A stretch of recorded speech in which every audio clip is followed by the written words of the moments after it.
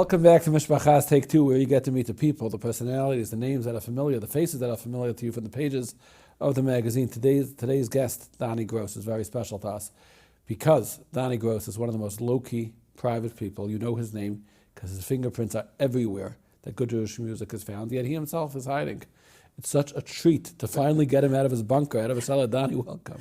Thank you. Thanks for having me, Mr. Lee. I'm not wrong, right? That you sit in your house, you work out of your house, you work in your studio. Yeah, I work in the studio in the basement of my house. And somehow everything that comes out good says music by Doni Gross, produced by Doni Gross. I saw this week the Hask medley, it said written by Doni Gross. And your name is everywhere, and you're in hiding. So it's very exciting for us to make the big reveal of Doni Gross. Tell me a little bit about what you do. So I'm a music producer, which is a word that a lot of people don't know what it means. But I do music production. Explain from start to finish. Expect that our viewers want to understand what you do and how you got there. Right. So what I do is many different things. Obviously, different projects I'm involved on a different level. Some projects I do the whole thing from producing can mean either a singer comes to me or I find the singer and we have an idea. Either he has a song. What does that mean, you find the singer? Different opportunities where let's say I've Tell me a singer you found. Initiated. I would say a project I've initiated more than a singer I found. It would be, let's say, H3 with AB. It was a project that I initiated. I chased after him to. After AB. I chased after AB to get that project. And you said it's time. Now, producer means what? Producer. It's a financial investment. Obviously things have evolved over the years. What it used to mean is producer was sort of like the mashgiach on top of everything to make sure that it gets done. Who gives you a mashgiach? Went to yeshiva and somebody said you'll be a good. Who decides you're a producer? How does that happen? It's usually not the first step. It's usually either someone has some other leg in the industry, whether he's a composer. Like even me myself, I started actually as a composer, even though now I barely write songs. And what did you compose for whom?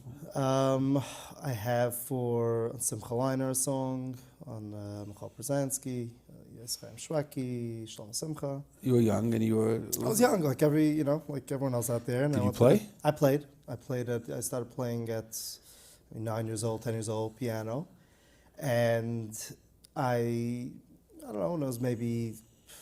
I think in 9th grade or 10th grade, I think my father told me, if you could play, why can't you write songs also? And my father was in choirs as a kid, he was in Jap, he's about tefillah, and he was always my parents were very supportive, always very into the music. And he told me, if you could compose, if you could play, why can't you compose songs? I said, so he said, just try. So I tried. And I made up a song. It was, at that point I thought it was... Do you sing? I sing a little. I'm not a big singer. I sing in the choirs. I don't have the world's greatest voice at all, but I understand more than I, Okay, so you go on. So so when I was in 10th grade, I wrote the song, and there was a 12th grade bacher in yeshiva that had like a little studio set up in his grandmother's house. In yeshiva in Dache? In Kamenetz. In Torah Samus Kamenetz, Flash. And I said, so I used to play like keyboard at the Yeshiva Masiba and that type of stuff. So I knew he had a little studio and he didn't really play. So he said, how about I'll record your demo and if you play like piano on my song. I said, sounds good. So he went to his grandmother's basement and recorded the song. So proud of it. We spent like days and days. I thought it was the greatest thing. It sounded terrible. I haven't heard it in a long time. And I remember coming home. I was so proud of it. I played it for my parents, and they were like, "Wow, this is amazing! Like, why can't? Like, what does he have that you don't? Like, why can't maybe we could? You could do this." So I said, "Yeah, I don't know. It's this and that. To get a computer, to get this program, and a cheap mic, and this. Like, what does it cost?" So I think it was $1,500. Said, "We'll pay for it." I was in about 11th grade, and I got the stuff and I started, and at that point, I was just recording my own songs. I made some songs. My brother was 2 years older than me. He used to sing them. He's more like a singer, and I was play the music and do it. And then I remember one day my father called me up. He's like, "Doni, what do you charge to record a demo for someone?" I said, "I can't. I don't know what I'm doing." So he's like, "No, I have this person sitting with me. He wants to do it." Well, what is it? I said, "I don't know. 65." Your father's not in the industry. He's doing his own stuff. Not in the industry. Yeah. He's like, I said, I don't know, $65 for the song. So they said, okay, fine, $65. Okay, he sent me 2 songs that night. I wanted demoed, so I would play it. My brother would sing it. I think he got the break. He got $25 for singing it. I got the rest. We were so excited. We spent days, and from that, one thing led to the next. I did a demo for him. I slowly started doing more elaborate type of demos, and as I made a little money off these demos, I would upgrade my stuff a little bit, to get a little better stuff. I was learning along the way, and then that was basically it. When I got married, I was You went to yeshiva. I went to yeshiva. I was in Darche. Were you into music a lot? Or no, actually, when I was there, I used to come once a month. I didn't have any instrument in yeshiva. You were doing yeshiva stuff. You went to Eretz Yisrael also? Or? Yeah, I went to Eretz Yisrael. I was in the Mirror Basher. Again, music not a big part of your life. It was. I always played on off Shabbos. The whole weekend, I'd be busy playing and record maybe if someone wanted to do something. But in yeshiva, there was no. I was and you got married and you told your wife that music is something that you see as a potential career? No. When I got married, I thought it would be a nice little outlet. I would do it. I enjoyed it. It was fun. I always loved music, followed music growing up. I knew every CD that came out. I enjoyed music. I grew up with it. My father, with older music. My father was in Jap 1. He sang on, that's and as a kid. So we always grew up. This was part of. If viewers know about Jap 1, it's a great credit to you and what you've been doing in recent months. It's bringing back a lot of those songs. Jap 1's great, and a few songs we missed. I hope to cover it at some point. We'll get to that. But I thought it would be a little outlet, maybe do some demos for people, some small work, but definitely not. I did not think at all it would be a main thing. Went there at Tzral. I was there. After I got married for a year, I came back. My wife went to school over here. I was learning in Kyle, and slowly, I started getting. I remember a family called me. I used to do these demos for, and they said, "Oh, we want to do a bar mitzvah CD," and I said, "Yeah, sure, let's do it." We did it. It was same thing, but I still at that point I wasn't even recording with real musicians. I didn't. Earlier, I just missed a step when I was still in base measures. Right before I went there to Israel, that summer before Bein Zmanim, I wanted to put something out. I was doing, so I figured, let me do an a cappella album. Let me get 4 guys. I was in camp. I used to run the choir in Camp Reim. And I figured it was always there was a certain vibe there. There was a certain feeling. There was a certain thing that we used to bring out in cantata. We used to practice that choir. And I wanted how can we capture that and bring it out to the world? So I figured, let me get 3 other guys. I remember I paid them Bein Zmanim. I said, we're going to put out a cappella CD. I didn't know what I was doing. I didn't know how to put a CD. I didn't know once you have a CD, what do you do with it? I was 19 years old. And we did it. We spent the summer, during the month of Av, when it was Bein Zmanim. Every day for 3 weeks, 4 weeks, 3-4 hours a day, we sang, and from that was Kumsin the Rewan, which came out the next sphere, and that was it. And that was the only connection I had to anything put out. I put it out. It did okay. I mean, no one really knew about it. It was a cappella CD. Then time was on, so I came back from Israel and I started on. I was doing these demos. I did this bar mitzvah CD, and then I got a call. The first time I got a call from Tzvi Silverstein. Because I was, again, a composer. I sent him songs. He said, I like the song. I want to buy it from you. So I said, okay, great. He's like, by the way, do you arrange music? Which, again, I didn't realize. I did demo. I said, but I told him, yeah, I do. So he's like, okay, I want you to arrange it. So, wow. So charge. Very good. Obviously, I just wanted to, get the thing. When you say arrange, that means you figure out the arrange introduction. Arrange means you decide. You sort of notate. You decide which music. And then you write down the notes for the musician. How do you teach it to them? So again, I'm not me myself. I don't necessarily. I'm more by ear, by emotion. That's the way I operate. Sometimes when I'm working with one musician, I write down just the chords for him. But if it's, let's say I'm recording with multiple musicians at the same time, and then it has to be exactly. I have someone that takes my ideas. I'll play it out. And he'll make it 100% just for the practice sample. But a lot of the musicians. When did you make that jump into the big leagues, so to speak? So one thing led to the next. It happened. Yeah. You should continue to have Siyata D'Shmaya very quickly. Like one day nobody knew your name, and all of a sudden your name is everywhere. So one thing. I have to share something personal. This is true. Share our good friends who are watching. I once emailed you. I didn't know who you were, and it had nothing from it. It had nothing to do with Mishpacha, and nothing to do with anything. I had heard Comes This in the Rain. I don't know if it was number 2. Number 2. Yeah. It was Reach Out, and the sound was like nothing I'd ever heard. There was such a reverence for old music, but at the same time, it was a very fresh sound. And I asked Yassi's wife for your email address. I remember. He said to me, whoever you are, you're great. Keep it up. I remember that. You don't keep it on the wall like that email, like a special place. I should. Print it out. I do remember that. Yeah. So you were onto something. there's something that you do very nicely, which is you're able to mix respect for what was and contemporary vibe.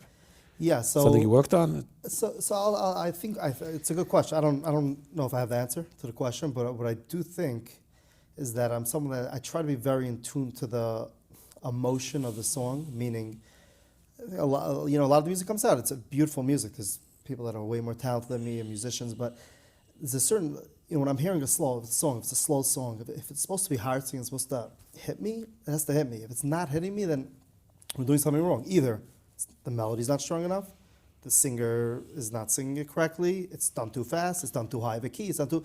There's a lot of ingredients. There are songs that are great music, great words, great everything, but some singers do it and other singers don't bring it for that particular song. Have you had that? For sure. That's for sure. For sure that's a factor. You hear a song. There's also who are the singers you're most associated with?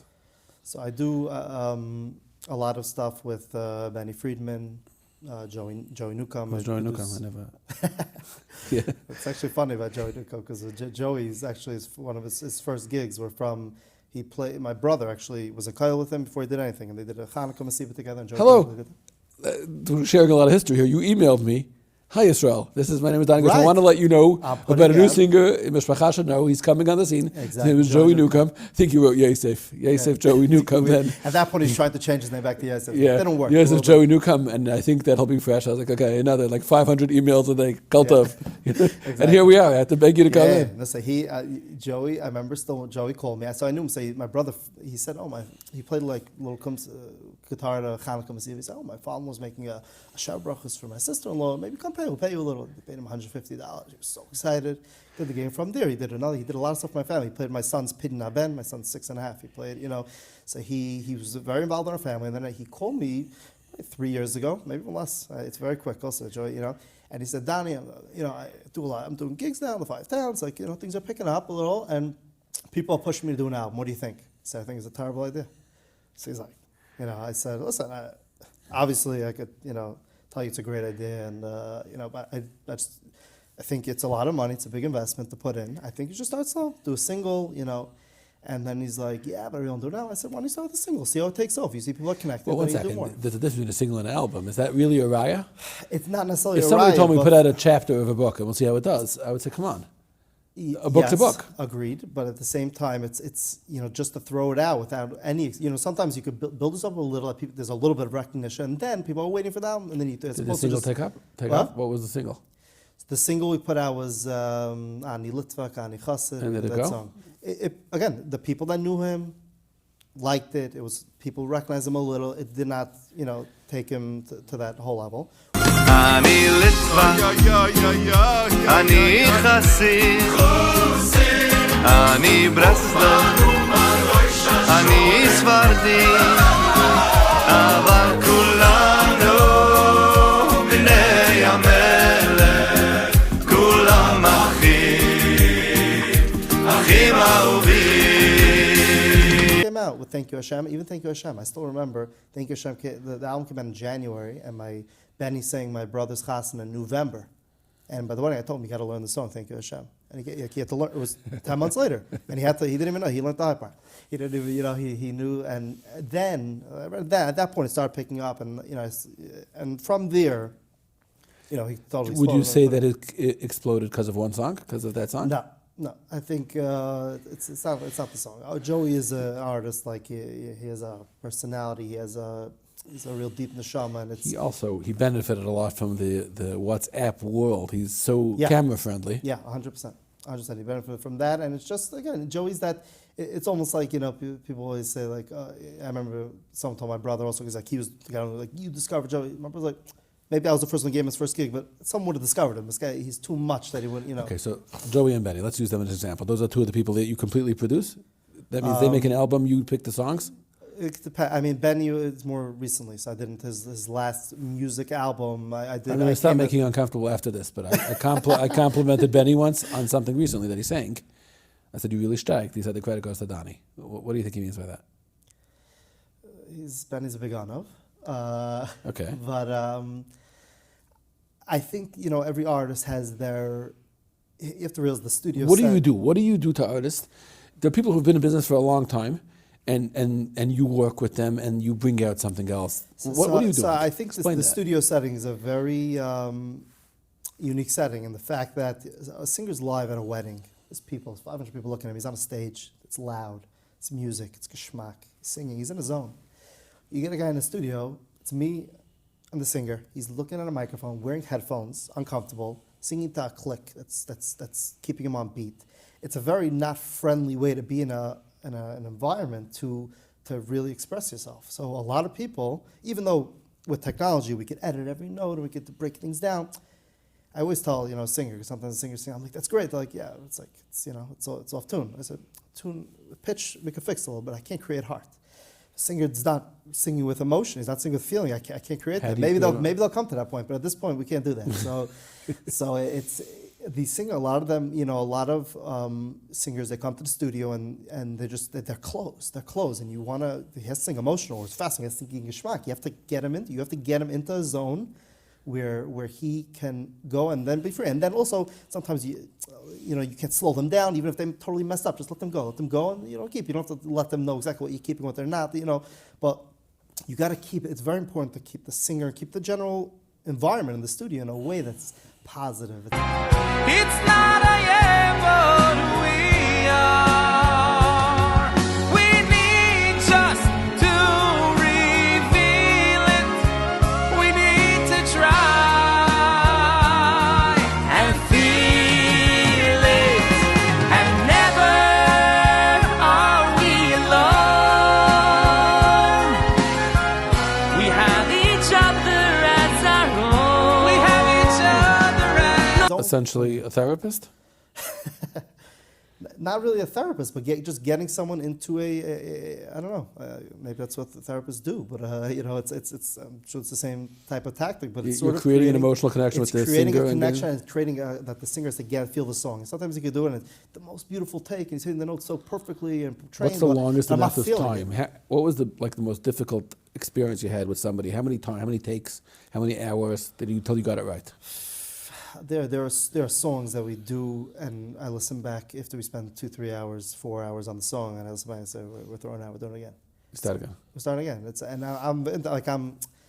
I'm very into the fact that there's it's not an answer. Like, it's good. We put so much time, so we might as well just put it out. You're saying a chiddush, because even though everything's digital, and you could auto-tune and auto-correct and auto-fix, it's nothing. You can mess it up. You can get everything to sound in time, on pitch, perfect. Do you look for singers who shine in heart, not just talent, or would you take anybody? If anybody came to you and ready to pay it's the obviously Doni Gross premium fee, did they get you? So at this point, time is more limited. So I'm definitely cutting back. I want to make an album. Would you do that? For you, you're not. You're a star. So you would let me do an album? I'm serious. Well, how do you have your name also at this point? You also for sure. Then I have to be careful. So what do you do? You say try out for me? No. Again, so I have you ever told the person no? Yeah, most of the calls that come my way are no, more for the reason of people that I'm trying to be not more selective. Just in a way, I have to maximize my time, to live like a person, have a family.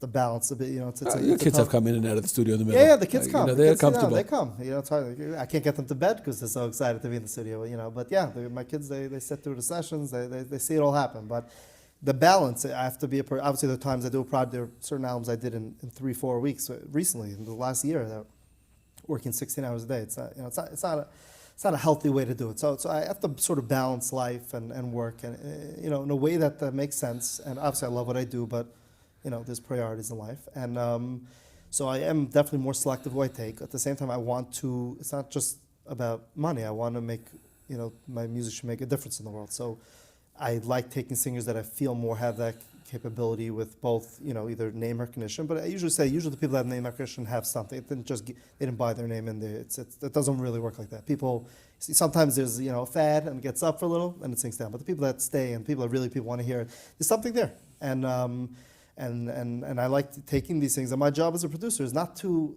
make them me. It's to take them and bring out what they have.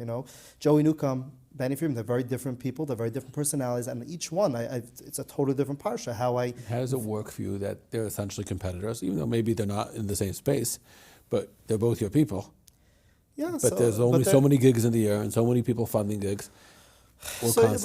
Baruch Hashem, I think there's a lot But I of see they get along. You introduce something. I don't know if you introduced it. You do a lot of collaborations. You'll have Benny sing on a Joey album, Joey sing on a Benny album. That's an idea you made up.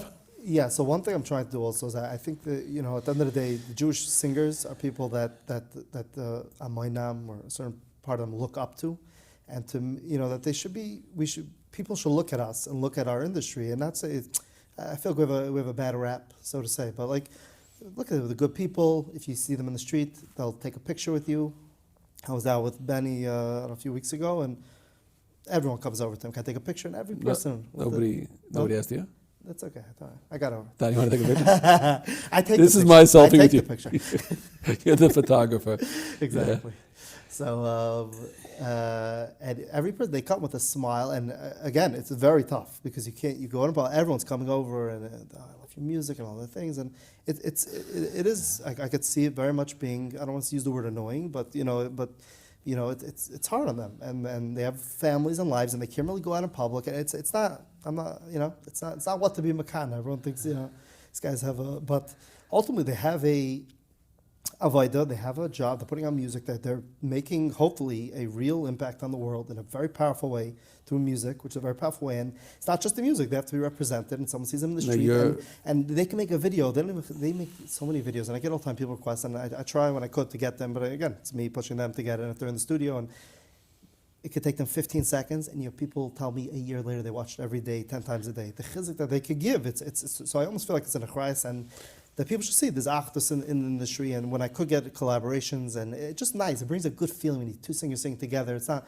like it's a competition where we're working together. Yes, is there limited things? So I hear what you're saying. You're saying a thing that you very much believe in the ruchnistic component and the shlichus, which I've heard from others, but I actually believe it when you say it. But forgive me asking this. What's your panasa? Your panasa is from sales of albums. Your panasa is paid by the hour. You get paid for the project. So in general, the way it's set up, things have evolved over the years. It used to be there were two industries. It was albums and there was gigs, and they were both profitable industries. You put out an album sold, you made money, even more than when people sang at gigs, and they sang weddings, and they sang shows, and they made money, and it was two separate things. So a lot of the producers will put their own money into the albums, and they would make money off the albums. It was a profitable endeavor. Obviously, things have changed. Sales are down. Sales are down because streaming? Sales are down, I think, for a few reasons. Because even before streaming became as big as sales were down, I think streaming is actually helping something in a way that streaming is bringing back that I think more people are listening to music than they ever were. I think 10 years ago, 5 years ago, a lot of people, they dropped out. They didn't like the whole change in Jewish music, that whole turn. And there's also a lot of competition. There's a million singers. There's a million singers. There's millions out. In the 70s, there were a few albums, 5 albums, 8 albums came out a year. We're talking about, that comes out in a week. So there's a lot of people coming out. It's not really such a profitable endeavor to make an album. But the money in chasnas and shows and stuff is more than ever. You share in that. So usually what happens is the general thing that they'll pay me to do an album. They'll either, a good singer will, let's say, break even, make a little bit. Even that's coming harder and harder, or they're losing, and they're losing money. But again, it's investing in the brand. So it's a business expense to get the shows, which ultimately the gigs and the weddings, which is more than ever. There's more money in that. And you share in those profits, no, I guess? Usually not. So usually it's...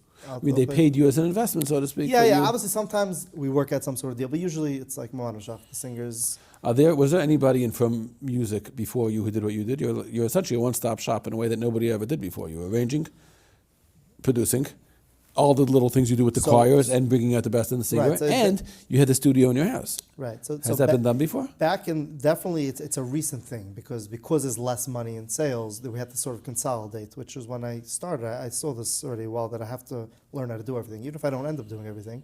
Just have to understand everything to be able to do everything, because ultimately that's really the only way to really succeed and even make, because it used to be, if your CD was selling 20,000, 30,000 albums, you could have a producer, you could pay the arrangers separately, then you could go to pay a studio, then you could pay a guy to edit it, then you could pay a guy to mix it, because there was enough money that everyone could make their share and still come out on a profitable product. Because it got small and it got diminished, in order for singers to it still has to make sense for singers. So even if they're losing, and they could lose, if they're making, as much as they make, they could start, how much they need to put it back in, but they can make that cheshbon. But there are other. What's it like? You do something,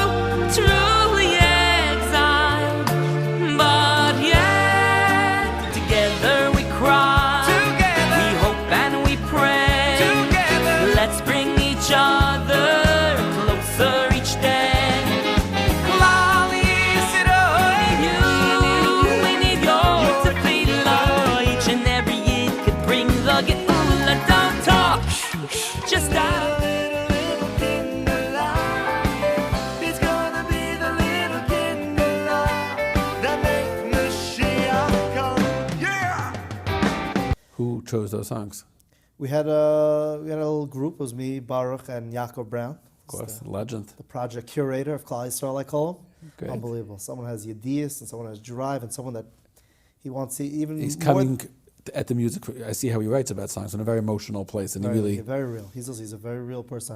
Just a friend. He's such a real person. And we speak all the time because, first of all, anytime anyone needs, like people assume I have all the best ideas because I produce music, so they send me a question, I just forward it to him, forwards it back. I'm much, you know. So he was helpful. He's tremendous ideas. He knows everything, and he also he'll go to any extent to make. He wants this whole movement of bringing back the old songs, which I think is very important for a few reasons.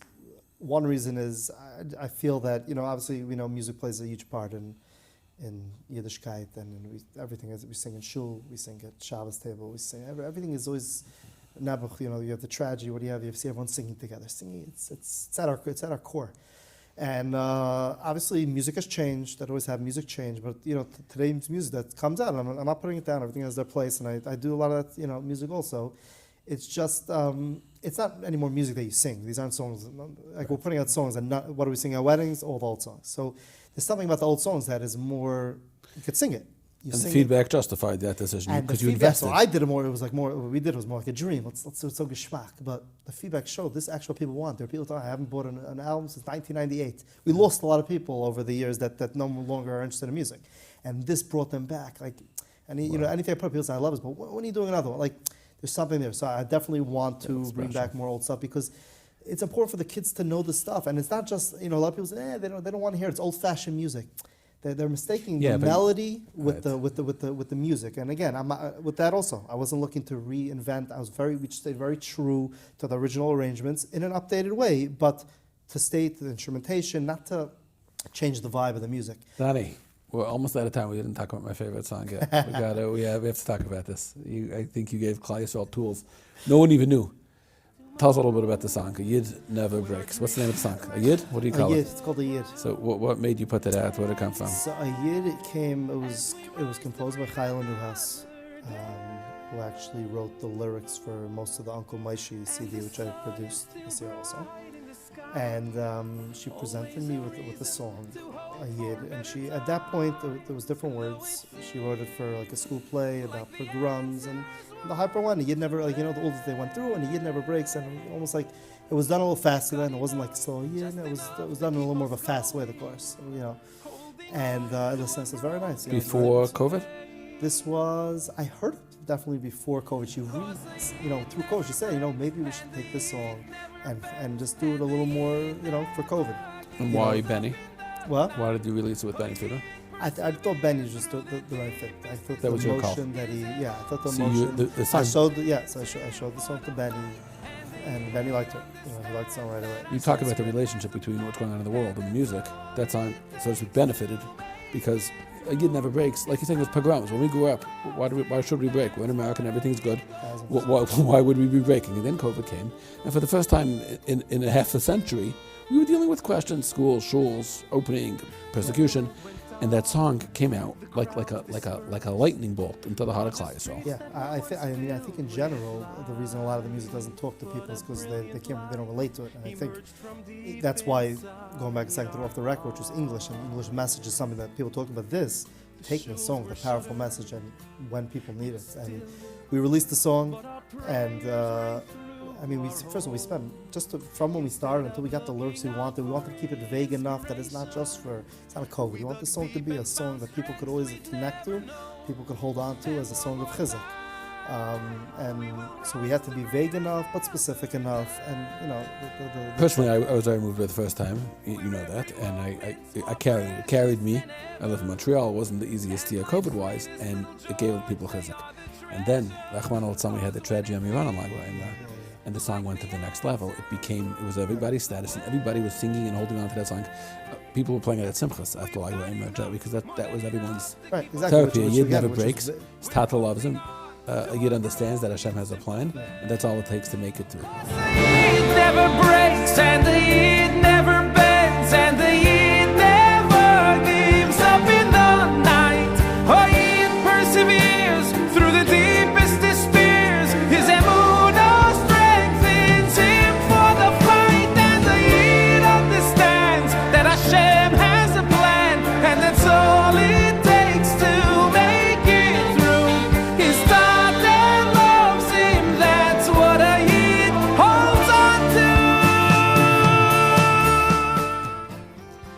So it ended up. What does that feel like for you? At this point, I feel like I don't really have much. Almost when something becomes so big, you feel like it's nothing to do with me anymore. You know what I'm saying? Like it's obviously we put out a nice song. When something doesn't really make it, oh yeah, I produced it. Here it's like the world song. It's not. I mean, it's. I'm not saying this like in a humble way. It's just more. It's so out there, and everyone's and the messages that come in every day from it. That everyone going through their own sorrow, and they could hold on to this. And everyone writes, I feel like this song was written word for word for me. Everyone's saying, which is like, wow, that means like we accomplished what we wanted to accomplish. It. People amazing. And it's not, a song could be a fad. People listen to it, nice song, they move on, next song. Here it's like people say, now this is part of my daily routine. I listen in the morning, listen at night, I need chizik, I'm going through this sorrow, I put it on. It's I'm not sorry, but it's my routine. Yeah, no. Part of my life. If I'm alone, Doni Gross. First of all, this was too short. We have to do this again. You're masking, right? Second of all, it wasn't so hard. Right? It wasn't so bad to come out of your bunker a little bit. So bad. It's good to get some fresh air. Thank you for coming in. I hope we could do this again, and it's a pleasure to speak. Thank you very much, sir.